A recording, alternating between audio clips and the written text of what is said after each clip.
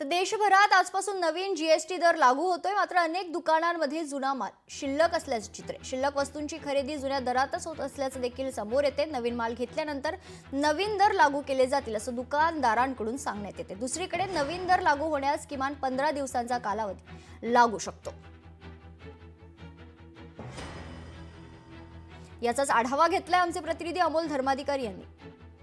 महागाईमुळे सर्वसामान्यांचं कंबरडं मोडलेलं होतं आणि या विरोधात नरेंद्र मोदी यांनी एक महत्त्वाचा निर्णय घेतला। तो म्हणजे या वस्तूंवरील जो जीएसटी होता त्याच्यामध्ये कपात करण्याचा निर्णय हा मोदी सरकारने घेतलेला होता। काल स्वतः नरेंद्र मोदी यांनी देशाला संबोधित करत याबद्दलची माहिती दिलेली आहे। आणि आता तरी आपण जुन्या दरानेच देतोय, कारण की अजून कंपनीकडेच जुना माल पडलेला आहे। तो जेपर्यंत संपत नाही आणि आमच्याकडे नवीन माल येत नाही तेपर्यंत आम्हाला पण काहीच करता येत नाही। आणि तेपर्यंत आम्हाला ते जे एमआरपी आहे त्याच रेटने आम्ही विकतो। पण जेव्हा एमआरपी चेंज होऊन होईल तेव्हा आम्ही त्या रेटने विकणार, कारण की टोटलवर सगळी नवीन एमआरपी येईल।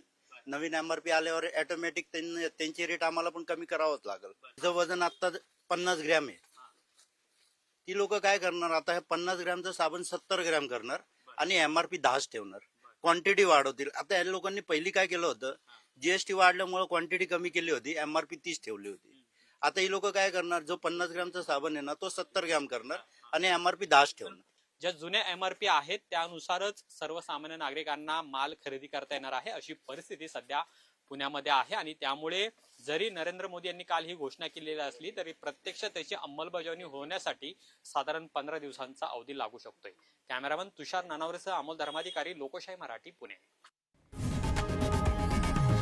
लोकशाही मराठी ऐका, पहा, जागरूक रहा।